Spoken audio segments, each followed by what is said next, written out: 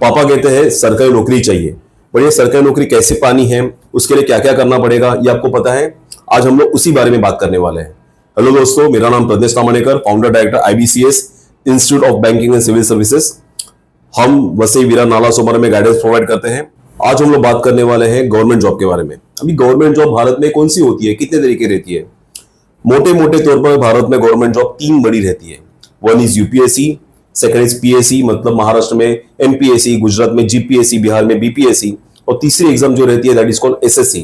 10वीं SSC नहीं है, इसका नाम है स्टाफ सिलेक्शन कमीशन। UPSC की जो एग्जाम रहती है वो IAS, IRS, IPS के लिए रहती है, जो भारत की सबसे बड़ी और प्रतिष्ठित एग्जाम है। दूसरी एग्जाम जो MPSC की है उसमें राज्य सेवा मतलब स्टेट सर्विस एग्जाम के लिए वो रहती है, जिसमें डेप्यूटी कलेक्टर, DYSP, तहसीलदार, ये अलग अलग पोस्ट रहती है। उसी में जो कंबाइंड संयुक्त एग्जाम जो रहती है उसी में PSI, असिस्टेंट, STI, इसके लिए वो रहती है। वैसे ही स्टेट टैक्स असिस्टेंट की भी वैकेंसी अलग अलग रहती है। उसके बाद जो सबसे बड़ी वैकेंसी आती है उसको हम लोग बोलते हैं स्टाफ सिलेक्शन कमीशन। मैं जितने बार SSC बोल रहा हूं ना, तो SSC is the father body.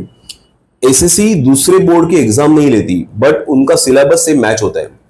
इसका मतलब ऐसे समझो कि SSC is the father body, SSC के लेग्स है।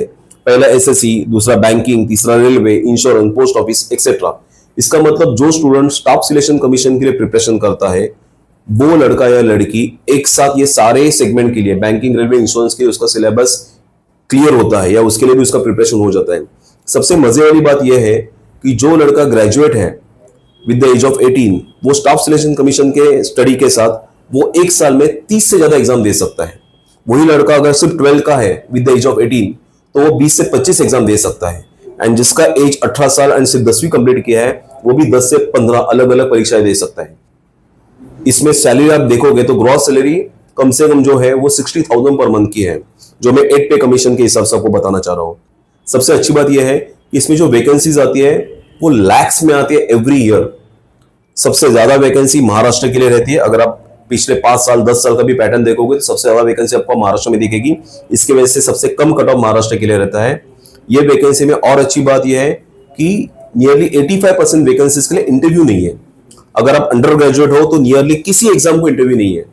इसका मतलब आप सिर्फ प्रीलिम और मेंस, ये 2 एग्जाम के बेस के ऊपर आप जॉब पा सकते हो, जिसमें आपको मैंने अभी बोला कि मिनिमम 60,000 सैलरी है।